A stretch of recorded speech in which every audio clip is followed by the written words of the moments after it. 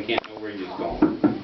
I'm going to make this just a hair bigger so I can get it to go a hair farther down.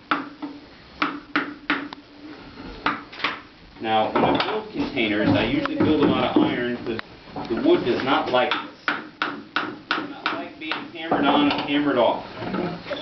The iron doesn't mind it, but the wood hates it, so that's why I don't do it. It starts chipping like that there. But I do need to make this hoop just a little bit bigger, so I'm going to do that. Hope I get it right this time, because I don't think the wood will forgive me for hammering on and off a second time.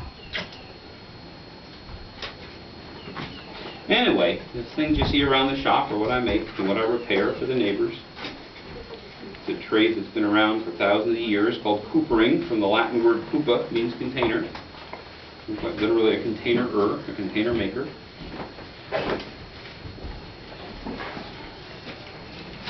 On these parts, though, neighbors are going to take a water pail and probably get 5 or 10 years of use out of it, if not more, so they don't need new ones every minute. This would be mostly a winter job? No, it's mostly when people ask for it. If you look at the business records of people that did this, the neighbors tended not to need a lot of new containers in the winter. They tended to need new milk pails, butter churns, cheese hoops, whey tubs, their dairy containers in the spring when the cows gave birth and started giving milk to feed the new calves. And then we keep milking the cows, so they keep giving milk even after the calves are no longer drinking the milk. So we can use it. So dairy containers like milk pails and butter churns and such get asked for in the spring. Things like meat barrels in the early winter, like November, December. But the height of winter, January, February, nobody's needing new containers very often unless your water pail happens to give out and then you need a new one. But the time of year when people ask for new containers is mostly the spring and the fall, with not much in the summer and very, very little in the winter.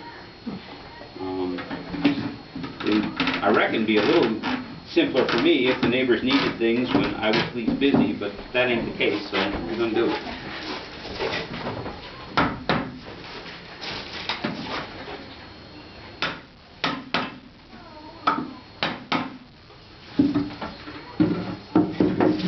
In the same way, if old Sturbridge Village got people to come every day of the year, it'd be easier. Wouldn't have crowds for you folks to contend with in the fall, and you wouldn't have